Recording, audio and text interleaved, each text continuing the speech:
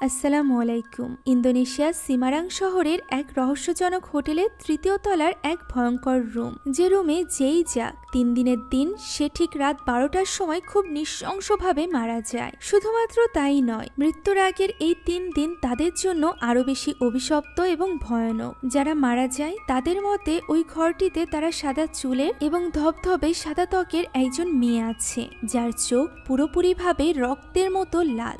না, এটা কোনো কাল্পনিক গল্প নয়। ইন্দোনেশিয়ায় এমন একটা হোটেল সত্যিই আছে, যে হোটেলটি এখন বন্ধ করে দেওয়া হয়েছে। এই হোটেল রুমের উপর ভিত্তি করেই আজকের এই মুভি নির্মাণ করা হয়েছে, যে মুভিতে আমরা ওই সাদা মেয়েটির ভয়ঙ্কর অতীত সম্পর্কে জানতে চলেছি। তাই চলুন আর দেরি না করে শুরু করা যাক আজকের এই ইন্দোনেশিয়ান হরর মুভির গল্প, যার নাম দ্য হন্টেড হোটেল।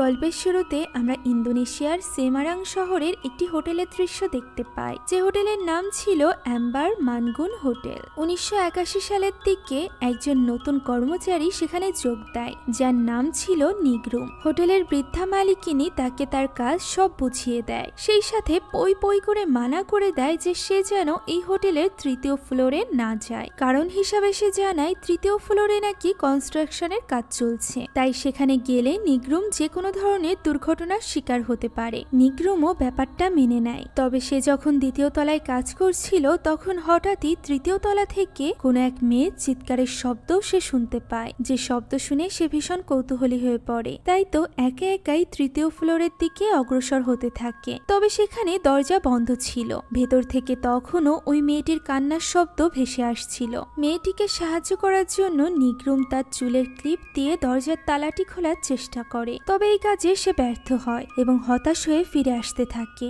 ঠিক তখনই দরজার তালা আপনা আপনি খুলে যায়। ভেতরে প্রবেশ করে লাইট জ্বালাতেই নিগ্রুম বুঝতে পারে এই ফ্লোরটি অনেকদিন যাবৎ বন্ধ।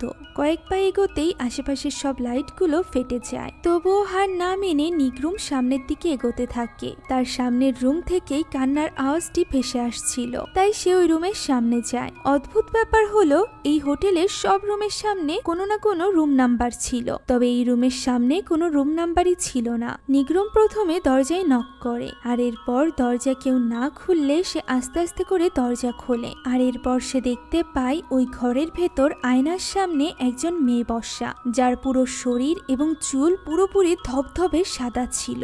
এমন সাদা ত্বকের কাউকে নিগ্রুম এর আগে কখনো দেখেনি। এই সকল ঘটনা নিগ্রুম তার মেয়েকে বলছিল। সে এটাও জানায় যে ওই মেয়েটি তার দিকে তাকিয়ে একটাই কথা বলেছিল, আর সেটা হলো 3 দিন মধ্যরাত। নিগ্রুম এখনো বুঝতে পারছিল না এর মানে কি। এই ঘটনা ঘটেছে অলরেডি 3 দিন হয়ে গিয়েছে। এই 3 দিনের মধ্যে নিগ্রুমের সাথে অনেক অদ্ভুত এবং ভয়ঙ্কর ঘটনা ঘটেছে, যে কারণে বর্তমানে নিগ্রুম ভীষণ ভয় পেয়ে আছে। তবে নিগ্রুমের মেয়ে তাকে সান্ত্বনা দেয় এবং তাকে মনে করিয়ে দেয় যে 12টা বাজতে যাচ্ছে। সে এখনো পর্যন্ত ঈশান নামাজ পড়েনি। একথা শুনে নিগ্রুম তখনই চলে যায় নামাজ আদায় করতে। নামাজ পড়াকালীনই আমরা তার পেছনে ওই সাদা মেয়েটিকে দেখতে পাই, যে কিনা খুব ভয়ানকভাবে আয়না থেকে বের হয়ে আসে। এই পুরো ব্যাপারটা নিগ্রুমও অনুভব করতে পারছিল। তবুও সে মহান আল্লাহ তাআলার উপর ভরসা রেখে নামাজ শেষ করে, আর এরপর ভয়ে ভয়ে পেছনে তাকায়। তখন পেছনে কেউই ছিল না। তবে নামাজের সব জিনিসপত্র রাখার সময় আমরা আলমারিতে কারোর একজনের ছায়া দেখতে পাই। এই জিনিসটা দেখে নিগ্রুম নিজেও ভীষণ ভয় পেয়ে যায়। তখন বাইরে ঝড় বৃষ্টি হচ্ছিল, এ কারণে অনেক বিদ্যুৎও চমকাচ্ছিল। নিগ্রুম ভয়ে ভয়ে দ্রুত গিয়ে শুয়ে পড়ে। হঠাৎই এক ভয়ানক কণ্ঠ বলে ওঠে, 3 দিন মধ্যরাত। একথা শোনা মাত্রই নিগ্রুম উপরের দিকে তাকিয়ে চিৎকার করে ওঠে। যে চিৎকারের আওয়াজ শুনে তার মেয়ে ছুটে আসে, আর এসে সে তার মায়ের যে অবস্থা দেখে তা দেখার জন্য সে মোটেও প্রস্তুত ছিল না। পুরো শরীরের চামড়া ছিঁড়ে খুবই নৃশংসভাবে তাকে হত্যা করা হয়েছিল। এখন এই ঘটনা 3 দিন পরের দৃশ্য আমরা দেখতে পাই, যেখানে 2 বোন গাড়িতে করে ওই আম্বার হোটেলের উদ্দেশ্যেই যাচ্ছিল। তাদের মধ্য থেকে বড় বোন রায়নার হঠাৎই ভয়ানক এক স্বপ্ন দেখে ঘুম ভেঙে যায়। ছোট বোন ফে জিজ্ঞাসা করে যে সে কি আবারও তাদের বাবাকে নিয়ে স্বপ্ন দেখেছে। রায়না হ্যাঁ বললে ফে বলে যে তাদের বাবা মারা গিয়েছে 2 মাস হয়ে গিয়েছে, এখন সে নিশ্চয়ই অনেক শান্তির জায়গাতে আছে। তাই রায়না যেন এই ব্যাপারে চিন্তা না করে। এভাবেই তারা পৌঁছে যায় আম্বার মাঙ্গুন হোটেলে। এখানে আসার পর আমরা জানতে পারি যে এই হোটেলের মালিক আসলে এই 2 বোনই। মূলত এই হোটেলটি তাদের দাদা দাদি 1950 সালে তৈরি করেছিল, তবে তখনই এটা চালু করা হয়নি। এটা কেন চালু করা হয়নি হয়নি। এছাড়া এই হোটেল সম্পর্কে কোনো কিছুই তাদের বাবা কখনো তাদেরকে বলেনি। এখন এই হোটেলের দেখাশোনার দায়িত্বে রয়েছে রায়না এবং ফের নানা নানি। তারাই মূলত এই হোটেল চালাচ্ছে, আর রায়না এবং ফে এখন তাদের সাথেই থাকতে এসেছে। হোটেলের পেছনেই তাদের থাকার জন্য বাড়ি করা আছে, যেখান থেকে তারা হোটেলের উপর নজর রাখতে পারবে। এখানে তাদের কথাবার্তার মাধ্যমে আমরা জানতে পারি রায়নার বাবার ঘাড়ে অনেক লোন ছিল, যেগুলো সে মারা যাওয়ার আগে শোধ করতে পারেনি, আর এই কারণেই শহরের সব বাড়ি গাড়ি তাদের ওই লোনের জন্য ছেড়ে দিতে হয়েছে। এখন তাদের সম্পদ বলতে এই হোটেলটি রয়েছে। তাই রায়না ঠিক করে যে সে এখন থেকে এই হোটেলের সম্পূর্ণ দায়িত্ব নিজের হাতে নিয়ে নিবে, যাতে করে সে তার ছোট বোন ফেকে ডক্টরি পড়াতে পারে। এখানে একটা বক্সে করে তাদের বাবার কিছু জিনিসপত্র রাখা ছিল, যেগুলো তাদের নানি রেনার হাতে তুলে দেয়, আর এরপর তাদের দুজনকে ডেকে সেই কথা বলে যে কথা সে নিগ্রুমকে বলেছিল, অর্থাৎ এই হোটেলের 3য় তলায় তারা যেন কখনোই না যায়, সেখানে রেনোভেশনের কাজ চলছে। দুই বোন এই কথা মেনেও নেয়। এখন কিছুক্ষণ রেস্ট করে তারা বেরিয়ে যায় ফের নতুন স্কুলের উদ্দেশ্যে। ফেকে ভর্তি করার জন্য হেডমাস্টারের সাথে কথা বলার প্রয়োজন ছিল, তবে সে এখন একজন অতিথির সাথে কথা বলতে ব্যস্ত। তাই রায়না এবং ফেকে অপেক্ষা করতে বলা হয়। এখানে কিছু স্টাফদের কথার মাধ্যমে আমরা জানতে পারি এই স্কুলটি মূলত নিগ্রুমের মেয়ের স্কুল ছিল, আর নিগ্রুমের মৃত্যুর ইনভেস্টিগেশন করতেই মূলত একজন পুলিশ অফিসার এসেছিল হেডমাস্টারের সাথে কথা বলতে। জিজ্ঞাসাবাদ শেষ করে সে যখনই হেডমাস্টারের রুম থেকে বের হয়, তখনই তাকে দেখে রায়না কিছুটা ঘাবড়ে যায়। সে নিজের মুখ লুকাতে শুরু করে, তবুও ওই পুলিশ অফিসার তাকে দেখে ফেলে। এমনকি সে তো রায়নার কাজ শেষ না হওয়া পর্যন্ত স্কুলের বাইরেই তার জন্য অপেক্ষা করতে থাকে। রায়না স্কুল থেকে বের হতেই আর্দো তার সাথে কথা বলার জন্য এগিয়ে আসে। আর্দোকে রায়না আগে থেকেই চিনত, মূলত জাকার্তায় থাকাকালীন তাদের দুজনের মধ্যে সম্পর্ক ছিল। 6 মাস হয়ে গিয়েছে তাদের ব্রেকআপের, তবে আর্দো এখনো পর্যন্ত রায়নাকেই পছন্দ করে, তা তার চোখ মুখেই ফুটে উঠছিল। এমনকি রায়না এখানে থাকে জানতে পেরে আর্দো ভীষণ খুশি হয়ে যায়। সে রায়নার সাথে আবারও সম্পর্ক ঠিক করে নিতে চাইছিল, তবে রায়নার এই ব্যাপারে কোনো রকম আগ্রহ ছিল না। তখন আর্দো তাকে সাবধান করে বলে যে সে যেহেতু এখানে থাকতে শুরু করেছে, তাই তাকে সাবধানে থাকতে হবে। এখানকার এক হোটেলের কর্মচারীকে খুবই ভয়ানকভাবে হত্যা করা হয়েছে। হোটেলের নাম শোনা মাত্রই রায়না যেন চমকে যায়, এরা তো তারই হোটেল। তাই সে আর্দোকে নিয়ে ওই হোটেলে চলে যায়, কেননা আর্দো ওই হোটেলে যেতে চাইছিল ইনভেস্টিগেশনের জন্য। এখানে রায়নার নানা নানির সাথে আর্দো এবং রায়না কথা বলে। রায়না তো অনেক বেশি রেগেছিল যে তার নানা নানি তার কাছ থেকে এত বড় একটা ব্যাপার গোপন করেছে জেনে। এখানে আর্দো ঠিক করে যে সে এই হোটেলেরই একটা রুমে থেকে এই ব্যাপারে ইনভেস্টিগেশন চালাবে, যেটা শোনার পর রায়না অবভিয়াসলি বেশি একটা খুশি হয় না, কেননা সে তো আর্দোর থেকে দূরে থাকতে চাইছিল। আর এর কারণও আমরা ওই রাতেই জানতে পারি। ফে নামাজ আদায় করে রায়নাকে জিজ্ঞাসা করে যে সে কেন আর্দোকে সব সত্যিটা খুলে বলছে না। আর্দো তো তাকে বিয়ে করতে চাইছিল, সে যদি আর্দোকে নিজের সমস্যার কথা খুলে বলতো তাহলে হয়তো বা আর্দো তাকে একসেপ্ট করে নিত। তখন রায়না জানায় আর্দো ছোটবেলাতেই এতিম হয়ে গিয়েছিল, বড় হওয়ার পর তার বিয়ে হয় একজন মেয়ের সাথে, যার কিনা বিয়ের কিছুদিন পরে মৃত্যু ঘটে। এখন আর্দো একটা সুন্দর পরিবার চায়, যেখানে তার স্ত্রী থাকবে, তার সন্তানরা থাকবে। তাই আর্দো কখনোই মেনে নিতে পারবে না যে রায়না কোনোদিনও মা হতে পারবে না। এ কথা শুনে ফে চুপ হয়ে যায়, আর এরপর সে রায়নাকে বুঝিয়ে বলে যে সে জানে গত বছর তাদের উপর অনেক বড় ঝড় গিয়েছে। এর মানে এই না যে রায়না মহান আল্লাহ তাআলার উপর থেকে বিশ্বাস হারিয়ে ফেলবে। তাই এই সব কিছুর জন্য মহান আল্লাহ তাআলাকে দায়ী না করে তার উচিত হবে আবারও আগের মতো করে নিয়মিত নামাজ আদায় করা। এই কথা রায়নার ভালো লাগে না। সে তখনই উঠে ছাদে চলে যায়। হঠাৎই সে দেখতে পায় ওই হোটেলের 3য় তলার একটা রুমে আলো জ্বলে উঠেছে। রায়না জানতো 3য় তলা পুরোপুরি ভাবে খালি, তাই সে কৌতূহলের বসে হোটেলের 3য় তলায় গিয়ে পৌঁছায়। সেখানে পৌঁছাতেই সে একজন মেয়ের কান্নার আওয়াজ শুনতে পায়। এবার এই দরজার লকের সাথে সাথে উপরে একটা তালাও ঝুলানো ছিল, যেটা ভাঙার জন্য রায়না একটা হাতুড়ি নিয়ে আসে। সে ওই হাতুড়ির সাহায্যে তালা এবং দরজার লক দুটোই খুলে ফেলে, আর এরপর সে নিগ্রুমের মতো করেই ভেতরে প্রবেশ করে। আশেপাশের আলোগুলো জ্বলতে নিভতে শুরু করেছিল। এরপরও রায়নার কোনো রকম ভয় লাগে না, সে বরং ওই ঘরে গিয়ে দরজা ওপেন করে। আর এরপর সে ঠিক ওই মেয়েটিকেই দেখতে পায় যে মেয়েটিকে নিগ্রুম দেখেছিল। আগের বারের মতো এবারও মেয়েটি ওই একই কথা বলে, 3 দিন মধ্যরাত। এটা যেহেতু ওইখানকার লোকাল ভাষা ছিল তাই রেনা কিছুই বুঝতে পারে না। সে ঘরের দরজা আটকে আবারও বাড়িতে ফিরে আসে। পুরো ঘটনাটিতে সে বেশ চিন্তিত ছিল। ওই রাতটি এভাবেই কেটে যায়। পরদিন সকালে রেনা ফেকে নিয়ে স্কুলে এগিয়ে দিতে যাচ্ছিল। গাড়িতে উঠতেই সে দেখতে পায় গাড়ির কাচের উপর রক্ত দিয়ে 1 লেখা। সে এটা দেখে বেশ ঘাবড়ে যায়। গাড়ির ভেতরে ফে ছিল না, তাই সে বাইরে বের হয়ে আবারও যখন গাড়ির ভেতরে তাকায় সে দেখতে পায় কাচের উপর কোনো কিছুই লেখা নেই। এটাকে নিজের মনের ভুল ভেবে রেনা চলে যায় হোটেলের কিচেনে, যেখানে তার নানি ছিল। সে মূলত ফের খোঁজ নিতে এখানে এসেছিল।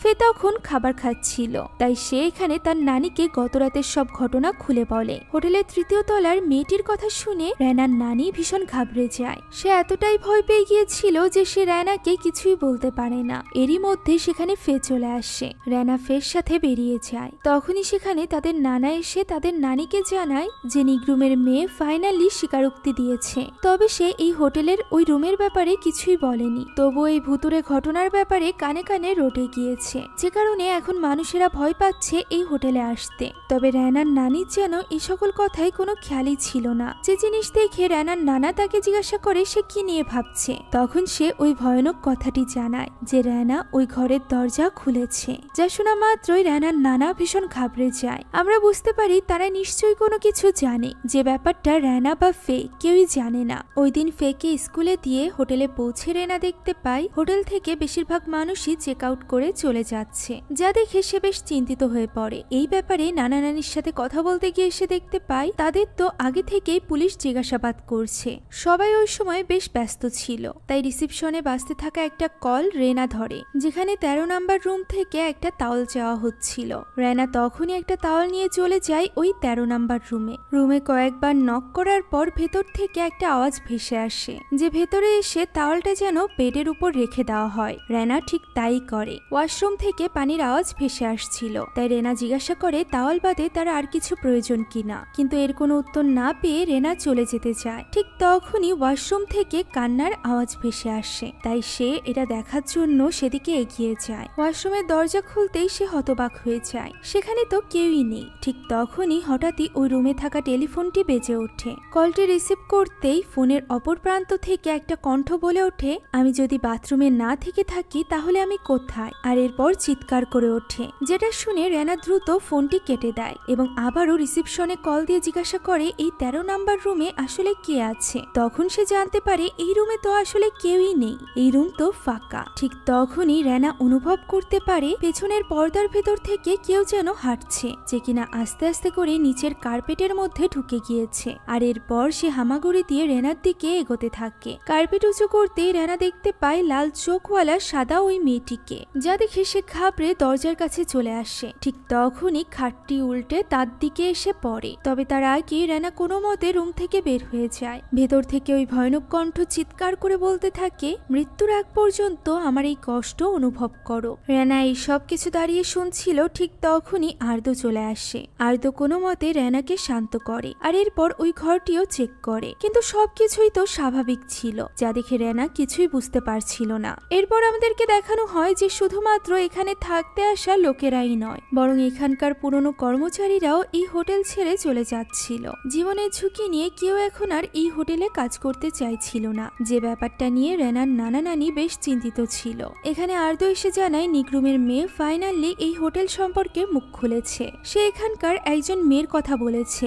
সাদা রঙের ওই মেয়েটি তার মায়ের মৃত্যুর জন্য দায়ী। তাই আর্দ্র এখানে রেনার নানা নানির কাছে ওই মেয়েটির ব্যাপারে জানতে চায়। রেনাও এখানে এই ব্যাপারেই জানতে চাইছিল। তো ফাইনালি রেনার নানি জানায় যে ওই মেয়েটি কোনো মানুষ নয়, সে এখানকার অতিথিও নয়, সে তো ওই রুমটা দখল করে রেখেছে। এরপর তারা জানায় যে আজ থেকে 6 বছর আগে তাদের কিছু আর্থিক সমস্যা দেখা দিয়েছিল, যে সময় রেনার বাবা তাদের পাশে এগিয়ে আসে এবং তার উত্তরাধিকার সূত্রে পাওয়া এই হোটেলটির ব্যাপারে জানায়। এর আগ পর্যন্ত রেনার নানা নানিরা তো জানতোই না যে তাদের জামাতা এত বড় লোক। রেনার বাবাই মূলত তার নানা নানিকে এই হোটেলটি দিয়েছিল, যাতে করে তারা দুজন নিজেদের খরচ খরচা চালাতে পারে। প্রথম দিকে হোটেলের অবস্থা খুব একটা ভালো ছিল না, আর এই কারণে রেনোভেশনের জন্য কিছু লোক রাখা হয়েছিল, যাদের মধ্য থেকে একজন লোক 3য় তলার ওই রুমের দরজা খোলে এবং সেখানে লাল চোখওয়ালা সাদা ওই মেয়েটিকে দেখতে পায়, যাকে দেখার পর থেকে লোকটির সাথে 3 দিন পর্যন্ত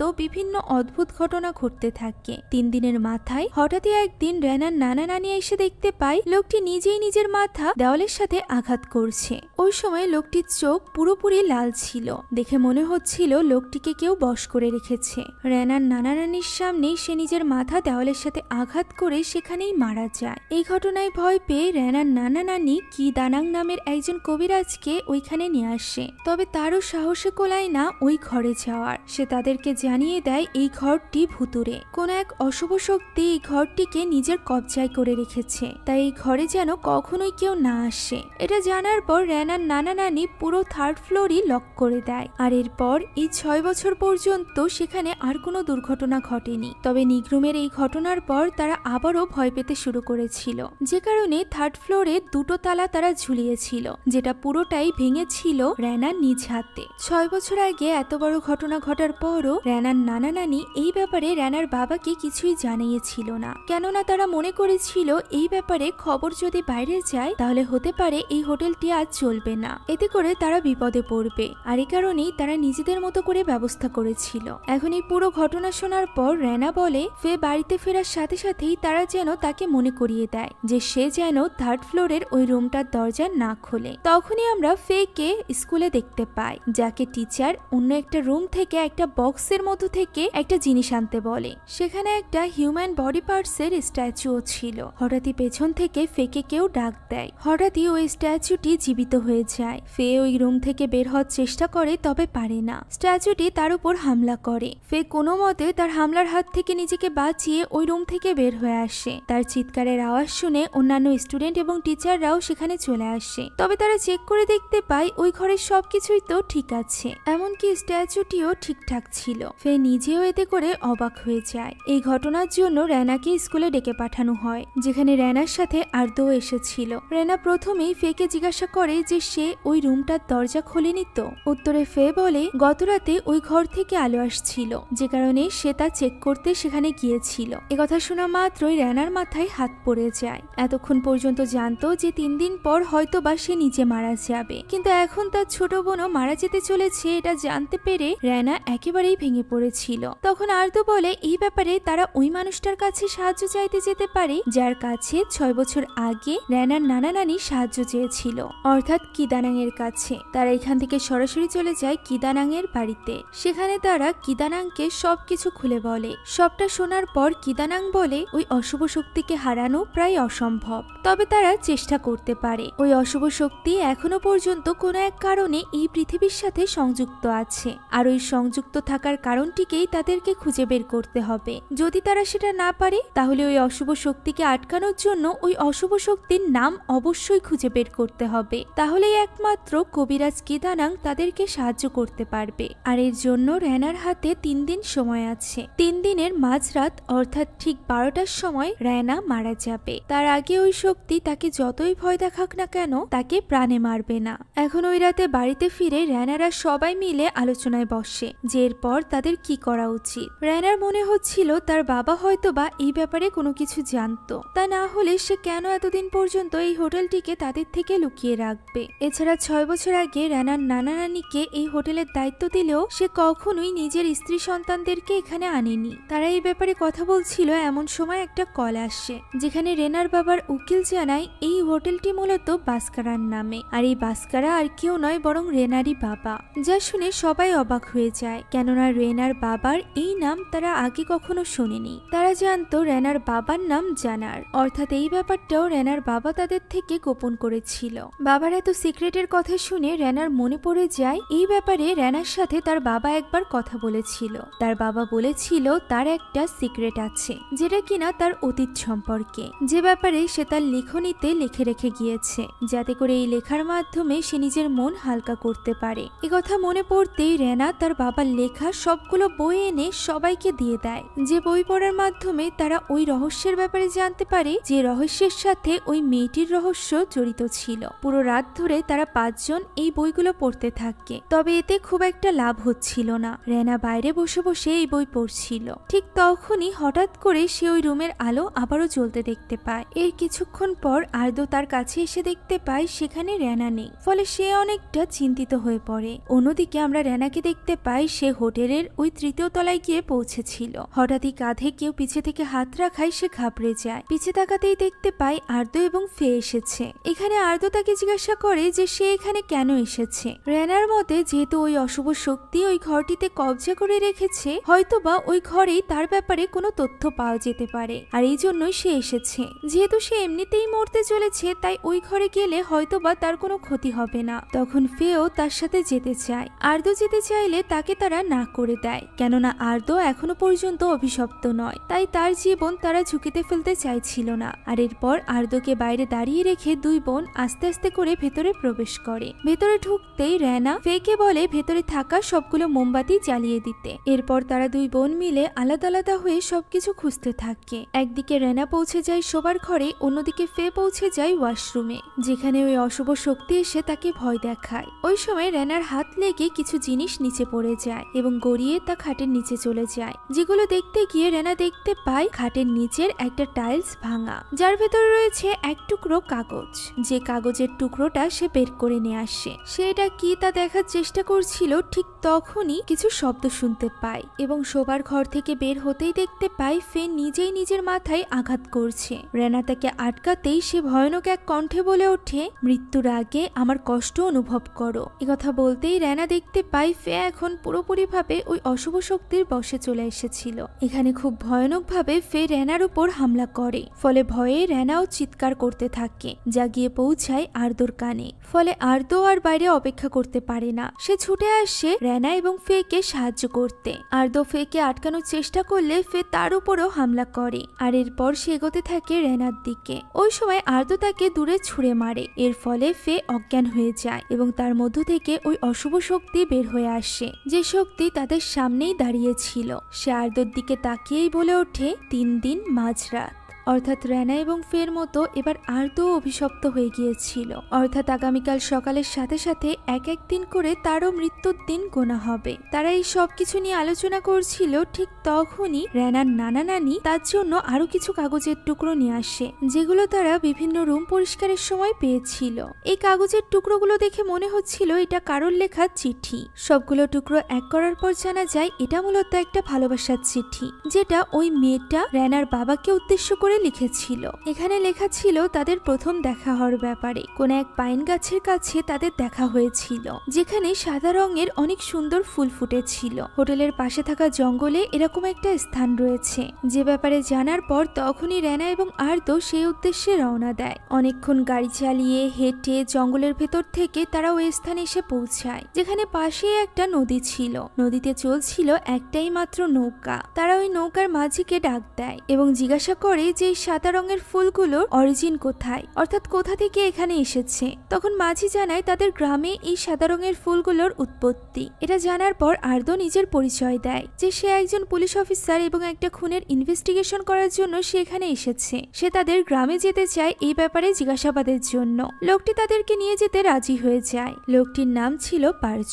সে রেনাদের নিয়ে ওই গ্রামের প্রধানের বাড়িতে যায়। গ্রামের প্রধান শুধুমাত্র ওই গ্রাম্য ভাষাতেই কথা বলতে পারত, তাই পার্জ এখানে তাকে সেই সকল প্রশ্ন লোকাল ল্যাঙ্গুয়েজে জিজ্ঞাসা করে যেগুলো রেনারা জিজ্ঞাসা করছিল, আর এরপর তার উত্তর আবারও রেনাদের ভাষায় তাদেরকে জানাচ্ছিল। আর্দ্র এখানে ওই সাদা মেয়েটির ব্যাপারে সব ডিটেলসে বলে এবং জিজ্ঞাসা করে এরকম কোনো মেয়ে এই গ্রামে থাকতো কিনা। গ্রাম প্রধান এখানে পুরোপুরিভাবে অস্বীকার করে সেখান থেকে উঠে চলে যায়। আমরা বুঝতে পারি এই প্রশ্ন শুনে গ্রাম প্রধান খুব একটা খুশি হয়নি, এমনকি পার্জ এখানে চুপ হয়ে গিয়েছিল। সেই সাথে প্রধানের যে স্ত্রী, সেও লুকিয়ে লুকিয়ে কিছু একটা ভাবছিল। আমরা বুঝতে পারি ওই মেয়েটির সম্পর্কে তারা তিনজনই কিছু না কিছু জানে। তবে যেহেতু তাদের কাছ থেকে কোনো রকম সাহায্য পায়নি, তাই রেনা এবং আর্দ্র তখনই ফিরে যেতে চায়। তবে পার্জ বলে বাইরে অনেক বৃষ্টি হচ্ছে, এই মুহূর্তে নদী পার হওয়া সম্ভব নয়, তাই ওই রাতটা সে তার বাসাতেই কাটাতে বলে। রেনা এবং আর্দ্র একথায় রাজি হয়ে যায়। পার্জর বাড়িতে এসে রেনা খুবই আফসোস করছিল যে একটা দিন তাদের পুরোপুরিভাবে নষ্ট হয়ে গেল, আর মাত্র একদিন বাকি। নাকি আগামীকাল রাত 12টাই হতে পারে রেনা এবং ফের শেষ সময়। রেনা এখানে আবারও এই সব কিছুর জন্য মহান আল্লাহ তাআলাকেই দায়ী করতে থাকে। তার মতে সে এমন একজন মেয়ে ছিল যে কখনোই এক ওয়াক্ত নামাজও কামাই করত না। তার মা অসুস্থ হওয়ার পর সে তার মায়ের জন্য অনেক দোয়া করেছিল, আল্লাহর কাছে সে অনেক আকুতি মিনতি করেছিল, কিন্তু আল্লাহ তা শোনেনি। এরপর যখন তার বাবার ক্যান্সার ধরা পড়ল সেবারও সে আকুতি মিনতি করে আল্লাহর কাছে তার বাবার জীবন ভিক্ষা চেয়েছিল, কিন্তু সেবারও আল্লাহ তাআলা শোনেনি। বাবা মায়ের মৃত্যুর পর তার আল্লাহর উপর থেকে বিশ্বাস উঠে গিয়েছিল। এখন যখন সে নতুন করে নিজের জীবনটাকে আবারও শুরু করতে চাইছে তখন হঠাৎই আল্লাহ তাকে এমন একটা বিপদের সম্মুখীন করলো যেখানে সে এবং তার ছোট বোন দুজনই 3 দিনের মাথায় মারা যেতে চলেছে। এখানে আর্দ্র তাকে বোঝায় মহান আল্লাহ তাআলা হয়তোবা বিপদ দিয়ে তাকে একজন ভালো মানুষে পরিণত করতে চাইছে। আর্দ্রর স্ত্রী মারা গেলেও আর্দ্র এইভাবেই ভেঙে পড়েছিল। সে মহান আল্লাহ তাআলাকে দায়ী করলেও কখনোই তার উপর থেকে বিশ্বাস ওঠেনি, যে কারণেই হয়তোবা আর্দ্র আজ রেনার মতো এত ভালো একজন সাথী পেয়েছে। তারা এই ব্যাপারে কথা বলছিল এমন সময় হঠাৎই বাইরে চিৎকারের আওয়াজ শুনতে পায়। আর্দ্র বাইরে চেক করতেই দেখতে পায় গ্রাম প্রধান তার স্ত্রীর উপর চিৎকার চেঁচামেচি করছে এবং তাকে হুমকি দিয়ে বলছে সে যেন সত্যটা বাইরে না নিয়ে আসে। একথা বলেই সে চলে যায় সেখান থেকে। তার স্ত্রীও তার পিছন পেছন চলে যায়। এই সুযোগে আর্দ্র এবং রেনা যায় গ্রাম প্রধানের বাড়ির তল্লাশি নিতে, কারণ তারা বুঝতে পারছিল গ্রাম প্রধানরা হয়তোবা কিছু জানে। এইভাবেই বিভিন্ন ঘর খুঁজতে খুঁজতে রেনা পৌঁছে যায় এমন একটা ঘরে যেখানে ওই মেয়েটির ছবি আঁকা ছিল। এটা দেখে তারা দুজনই অবাক হয়ে যায়। তখনই গ্রাম প্রধানের স্ত্রী সেখানে চলে আসে এবং তাদেরকে জানায় এই ঘরটি তাদের মেয়ের ঘর। তারা কি তার মেয়ের সম্পর্কে সবকিছু জানতে চায়। এখন যেহেতু গ্রাম প্রধান বাড়িতে ছিল না তাই এই সুযোগে গ্রাম প্রধানের স্ত্রী এবং পারজু মিলে মেনরের ব্যাপারে রেনা এবং আর্দ্রকে সবকিছু খুলে বলে। হ্যাঁ, ওই মেয়েটির নাম ছিল মেনর। তারা মূলত ওই সাদা ফুলগুলোর নামেই তার নাম রেখেছিল, কেননা জন্ম থেকে সে নিজেও ওই ফুলের মতোই ধবধবে সাদা ছিল। তার চুলও ছিল পুরোপুরি সাদা, সেই সাথে চোখ ছিল একদম রক্তের মতো লাল। তার এই ভয়ঙ্কর রূপের জন্য গ্রাম প্রধান কখনোই তাকে নিজের মেয়ে হিসাবে গ্রহণ করতে পারেনি। সেই সাথে গ্রামের ছোট বাচ্চা কাচ্চা বড়রা সবাই তাকে বেশ বুলি করত। এর উপর আবার গ্রাম প্রধান তাকে প্রায় মারধর করত এবং রুমের ভেতর আটকে রাখত। ছোটবেলা থেকেই এই সকল কষ্ট পেয়ে বড় হয়েছে মেনর। যখন তার 20 বছর হয় তখন সে নিজেকে এই বন্দিশালা থেকে মুক্ত করে দেয়। এই বাড়ি থেকে সে পালিয়ে যায় আর এরপর কখনোই সে আর এই গ্রামে ফিরে আসেনি। গ্রাম প্রধান তো তার ব্যাপারে কোনো রকম কথা বলাও পছন্দ করে না। এখন এই সকল তথ্য সংগ্রহ করে পরদিন সকালেই রেনা এবং আর্দ্র বাড়িতে ফিরে আসে। ওই সময় আমরা ফেকে দেখতে পাই যে কিনা কিচেনে পানি খেতে গিয়েছিল। হঠাৎই তখন সে জানালায় রক্ত দিয়ে লেখা 3 দেখতে পায়। এর মানে হলো তাদের তৃতীয় দিন অর্থাৎ শেষ দিন শুরু হয়ে গিয়েছিল। তবে ভালো ব্যাপার হলো রেনা এবং আর্দ্র এখন ম্যানরের নাম জানত, যার সাহায্যে এখন ওই কবিরাজ ম্যানরকে শান্ত করতে পারবে। মূলত এই নামটি তার প্রয়োজন ছিল ম্যানরের সাথে কথা বলার জন্য, যাতে করে সে জানতে পারে ম্যানর কেন এখনো পর্যন্ত মৃত্যুর পরও এই পৃথিবীতে রয়েছে। সে ওই রুমের সামনে গিয়ে এক রিচুয়ালের মাধ্যমে ম্যানরের কাছ থেকে তার কাহিনী জানতে চায়। আমরা জানতে পারি গ্রাম থেকে পালিয়ে ম্যানর ওই জঙ্গলে এসেছিল এবং সেখানেই অজ্ঞান হয়ে পড়েছিল। ওই সময় সেখানে ছিল বাস্কারা অর্থাৎ রেনার বাবা। বাস্কারাই মূলত তাকে সাথে করে নিজের এই হোটেলে নিয়ে আসে এবং 3য় তলার ওই রুমে থাকতে দেয়। এই হোটেলটি তখন সদ্য কমপ্লিট হয়েছিল। বাস্কারার বাবা মা এরই মধ্যে মারা গিয়েছিল, যে কারণে বাস্কারা এখনই হোটেলটি চালু করতে চাইছিল না। বাস্কারা এখানে শুধুমাত্র ম্যানরকে আশ্রয় দেয় না, বরং তাকে নিজের মায়ের অলংকারও দেয় পড়ার জন্য। শুধুমাত্র তাই নয়, সে আস্তে আস্তে করে ম্যানরকে পড়াশোনা শেখায়। বাস্কারা তাকে ভালোবেসে জেসমিন বলে ডাকত, কারণ তার মতে ম্যানর জেসমিনের মতোই সুন্দর ছিল। এভাবেই তাদের দুজনের মধ্যে ভালোবাসার সম্পর্ক গড়ে ওঠে। হঠাৎই একদিন বিজনেসের উদ্দেশ্যে বাস্কারা জাকার্তাতে যায়। এরপর শুরু হয় ম্যানরের অপেক্ষার প্রহর, যা যেন শেষই হতে চাচ্ছিল না। ম্যানর বাস্কারার উদ্দেশ্যে একটা ভালোবাসার চিঠিও লেখে, যেটা টুকরো টুকরো করে সে প্রত্যেক রুমের খাটের নিচে টাইলসের নিচে লুকিয়ে রাখে। কয়েক বছর কেটে যায়, বাস্কারা ফিরে আসে না, যে কারণে এবার ম্যানর ঠিক করে যে সে নিজেই জাকার্তাতে জাকার্তাতে যাবে বাস্কারা কোথায় আছে তা দেখার জন্য। সে যখন জাকার্তাতে বাস্কারাকে খুঁজছিল, হঠাৎই সেদিন সৌভাগ্যবশত বাস্কারাকে দেখতে পেয়ে যায়। তবে ম্যানরের জন্য এটা সৌভাগ্য নয়, বরং দুর্ভাগ্য ছিল, কেননা বাস্কারা তখন অন্য একজন মেয়ের সাথে ছিল। হাতের আংটি দেখে ম্যানরের আর বুঝতে বাকি থাকে না যে বাস্কারা এখানে বিয়ে করেছে, এমনকি তার স্ত্রী এখন প্রেগনেন্ট। এই সবকিছু দেখে ম্যানর পুরোপুরি ভেঙে যায়। ছোটবেলা থেকে একা বড় হওয়া ম্যানর কখনোই কারোর ভালোবাসা পায়নি, এর উপর আবার বাস্কারার এমন ধোঁকা সে কোনোভাবেই মেনে নিতে পারেনি। তার মনে হচ্ছিল এই সবকিছুর জন্য দায়ী তার এই ভয়ঙ্কর চেহারা। তাই তো সেদিন সে হোটেলে ফিরে এসে নিজের স্কিন টেনে ছিঁড়ে ফেলে। আর এভাবেই নির্মম যন্ত্রণা সহ্য করতে করতে 3 দিন পর ম্যানর ওই ঘরেই মারা যায়। এখন তার আত্মাকে শান্ত করার একটাই মাত্র উপায় আছে, তা হলো এমন কিছু তার সামনে আনা যা দেখে ম্যানর রেনার বাবাকে ক্ষমা করে দিবে। তবে এমন কিছুর ব্যাপারে তো রেনা জানতোই না। ঠিক তখনই ওই ঘরে আবারও আওয়াজ হতে শুরু করে, যা দেখে কবিরাজ কিদানাং সেদিকে এগিয়ে যায়। তবে তার আত্মাকে শান্ত করতে না পেরে তারা ভয়ে সেখান থেকে পালিয়ে আসতে শুরু করে। ওই সময় দরজা ভেঙে ওই আত্মা কিদানাংকে সিঁড়ি থেকে নিচে ফেলে দেয়। আর্দো এবং রেনা তার দিকে এগিয়ে যায় তাকে সাহায্য করার জন্য। ঠিক তখনই তারা আয়নার রিফ্লেকশনে দেখতে পায় ওই আত্মা অর্থাৎ ম্যানরের আত্মা কিদানাংকে নির্মমভাবে মাথা দুভাগ করে মেরে ফেলছে। এই নির্মম মৃত্যু দেখে আর্দো এবং রেনা যেন রুহ কেঁপে যায়। এই ঘটনার পর রেনা এবার পুরোপুরিভাবে হাল ছেড়ে দিয়েছিল। সে বুঝতে পেরেছিল তাদের আর কোনোভাবেই বাঁচা সম্ভব নয়। তার বাবার লোকানো এই গোপন সিক্রেটের জন্য আজ তাদের এই অবস্থা। আর্দো তাকে তাকদিরের উপর বিশ্বাস রাখতে বলে। তখন রেনা বলে কোন তাকদিরের উপর? যে তাকদির তাকে আর্দোর থেকে আলাদা করে দিয়েছে।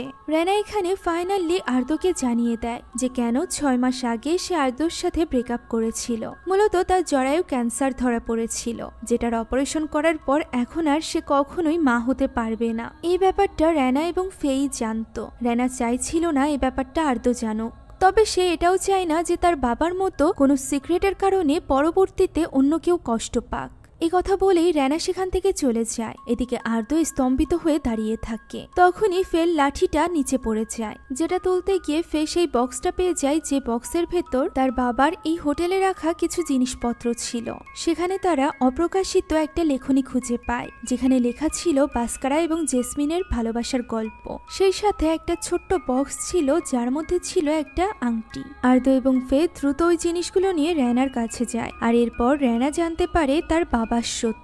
মূলত তার বাবা যখন জাকার্তাতে গিয়েছিল তখন সে কোনো বিজনেসের জন্য যায়নি। ওই দিন সে মূলত ম্যানরের জন্য গিফট কিনতে গিয়েছিল। সে একটা আংটি কিনে ম্যানরকে বিয়ের জন্য প্রপোজ করতে চেয়েছিল, তবে ম্যানর তা জানতো না। জাকার্তাতে ওই আংটি কিনে ফিরে আসার সময় হঠাৎই তার অ্যাক্সিডেন্ট হয়। হসপিটালে নিয়ে যাওয়ার পর তার যখন জ্ঞান ফেরে তখন বাস্কারা তার পুরনো জীবনের সম্পর্কে সবকিছু ভুলে গিয়েছিল, এমনকি তার তো নিজের নাম পর্যন্ত মনে ছিল না। এই অ্যাক্সিডেন্টে যে দম্পতি তাকে বাঁচিয়েছিল তারাই মূলত বাস্কারার নতুন নাম দিয়েছিল জানার, কেননা তাদের মারা যাওয়া সন্তানের নামও ছিল জানার। এভাবেই বাস্কারা জাকার্তাতে জানার পরিচয়ে দিন কাটাতে থাকে। ওই দম্পতি তাকে নিজের সন্তানের মতোই দেখত, আর এই কারণেই তারা নিজ দায়িত্বে রেনার মায়ের সাথে তাকে বিয়েও দেয়। আর এরপর রেনার জন্মের পর একদিন হঠাৎই বাস্কারা অজ্ঞান হয়ে যায়। ওই দিন তার সবকিছু মনে পড়ে যায়। পুরনো স্মৃতি তার জীবনে আবারও ফিরে আসে, সেই সাথে ফিরে আসে ম্যানরও। তাই আর কোনো মতে দেরি না করে ওই দিনই সে ফিরে আসে হোটেলে ম্যানরের খোঁজে।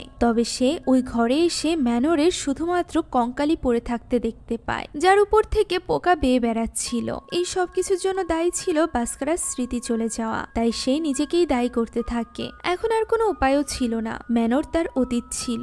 এখন সে চাইলেও ম্যানরকে নিজের জীবনে ফিরিয়ে আনতে পারবে না। এ কারণেই ম্যানরের শেষ স্মৃতি অর্থাৎ ম্যানরের ওই লাশ সে ওই হোটেলের নিচেই দাফন করে দেয়, যেখানে সে ওই ফুলের একটা ছবি এঁকে রেখেছে। আর এরপর অতীতের এই সিক্রেট, সেই সাথে ম্যানরকে বাঁচাতে না পারার আফসোস নিজের বুকে চেপে এভাবেই দিন কাটাতে থাকে বাস্কারা নিজের নতুন পরিচয়ের সাথে, যে পরিচয় ছিল রেনার বাবা জানার। অর্থাৎ এই পুরো ঘটনায় আসলে কেউ দায়ী ছিল না, সবাই নিজ নিজ জায়গাতে অসহায় ছিল, নিজের ভাগ্যের কাছে অসহায় ছিল। এখন তারা সবাই ম্যানরের ব্যাপারে সম্পূর্ণ ঘটনা জেনে গিয়েছিল। সেই সাথে তাদের কাছে ওই জিনিসটাও ছিল যেটা দ্বারা তারা ম্যানরের আত্মাকে বাস্কারার ভালোবাসার কথা মনে করিয়ে দিতে পারবে, সেই সাথে প্রমাণ করতে পারবে যে বাস্কারা তাকে ধোঁকা দেয়নি। এর জন্য শুধুমাত্র তাদেরকে ওই আংটিটিকে ম্যানরের লাশের হাতে পরিয়ে দিতে হবে। হোটেলের পাশে একটা টানেল ছিল, যেখানে ছিল ম্যানোরের লাশ।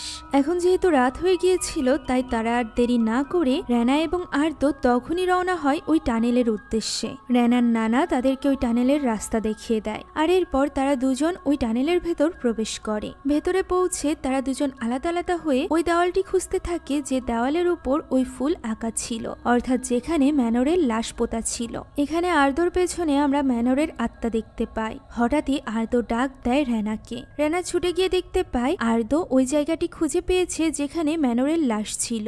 একদিকে তারা ওই স্থানে গর্ত খুঁড়তে শুরু করে, অন্যদিকে বাড়িতে থাকা ফে এবং নানা রানী আল্লাহর স্মরণে গিয়ে আল্লাহর কাছে দোয়া চাচ্ছিল যাতে করে তিনি এই বিপদ থেকে তাদেরকে রক্ষা করে। 12টা বাজতে আর মাত্র 45 মিনিট বাকি ছিল। এদিকে রেনা এবং আর্দো অনেকখানি খোঁড়ার পরও সেখানে কোনো কিছুই খুঁজে পাচ্ছিল না। রেনার এতে করে সন্দেহ হতে শুরু করে, তাই সে ব্যাগ থেকে ওই আংটিটি বের করে এবং দেখতে পায় এখানকার দেওয়ালে যে ফুলটা আঁকা আছে সেটা আসলে ওই আংটির ওই ফুলটা ছিল না, অর্থাৎ তারা ভুল স্থানে খুঁড়ছিল। এটা বলতেই আর্দোর যেন কিছু একটা হয়ে যায়। সে ভয়ঙ্কর কণ্ঠে কথা বলতে থাকে। আমরা বুঝতে পারি এই ফুলটা মূলত আর্দোই আঁকিয়েছিল। মূলত আর্দোকে এতক্ষণ যাবৎ ম্যানোরের আত্মাই বশ করে রেখেছিল, যে কিনা এবার রেনার উপর হামলা করে। রেনা কোনো মতে নিজেকে ছাড়িয়ে দৌড়ে এক স্থানে এসে লুকিয়ে পড়ে। প্রথমে তো মনে হয় আর্দো তাকে দেখতে পায়নি, কিন্তু পর মুহূর্তেই আর্দো এসে তার উপর হামলা করে। তখন রেনা দৌড়ে গিয়ে ওই গর্তের মধ্যে গিয়ে লুকিয়ে পড়ে।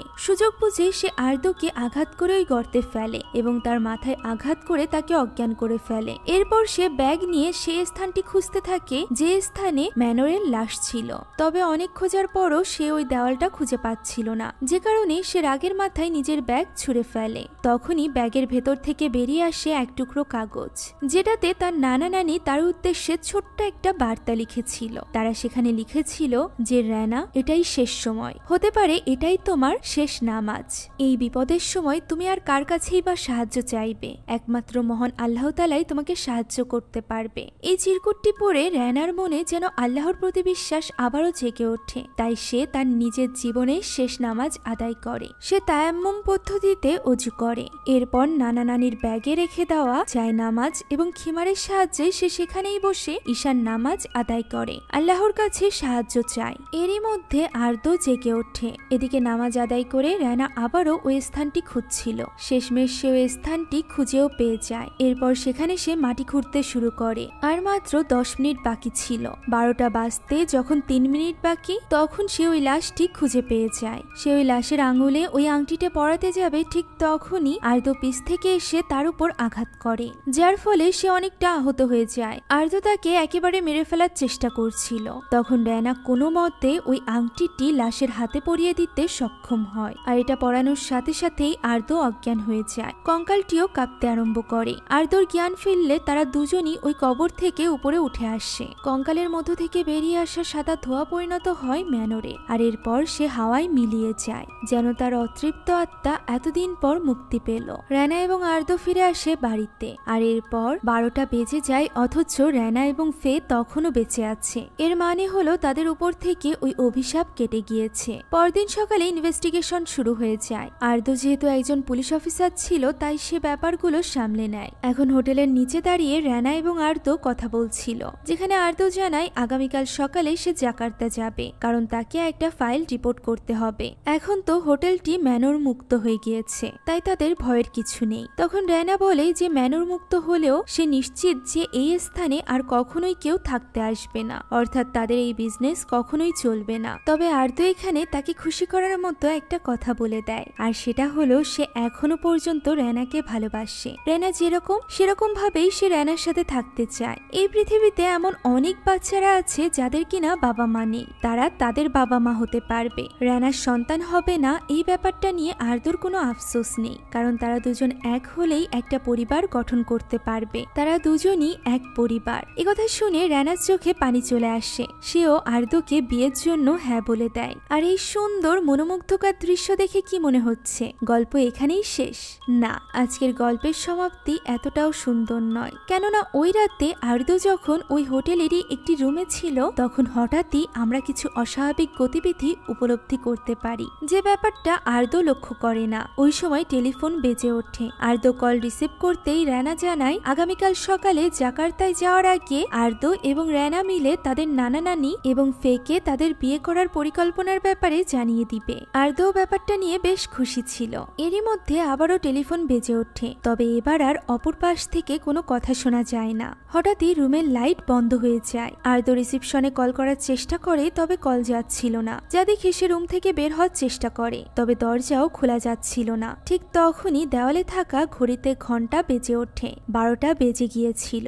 এক অদৃশ্য কণ্ঠে শোনা যায় 3 দিন মধ্যরাত। সাথে সাথে পাশে থাকা আয়নাটি পরিবর্তন হয়ে যায় এবং সেখান থেকে খুবই ভয়ানকভাবে বেরিয়ে আসে ম্যানর। সে এগিয়ে যায় আর্দোর দিকে এবং আর্দোর এক আর্তনাদ ভরা চিৎকারের সাথে শেষ হয়ে যায় আজকের রাত। পরদিন সকালে ব্রেকফাস্টে দেরি হয়ে যাওয়ায় রেনা বেশ খুশি খুশি আর্দোকে ডাকতে আসে। অনেক ডাকাডাকির পরও যখন আর্দো দরজা খোলে না, তখন সে ভেতরে প্রবেশ করে। আর এরপর সে যা দেখে তা সহ্য করার মতো ছিল না। নিচে পড়েছিল চামড়াবিহীন আর্দোর লাশ, যা দেখে রেনা একেবারেই ভেঙে পড়ে। পুলিশ এসে আর্দোর লাশ নিয়ে যায়। এরপর রেনা এবং ফে ছাদে দাঁড়িয়ে কথা বলছিল। রেনা বুঝতে পারছিল না যে তারা তো বেঁচে গিয়েছে, তাহলে আর্দো কেন মারা গেল?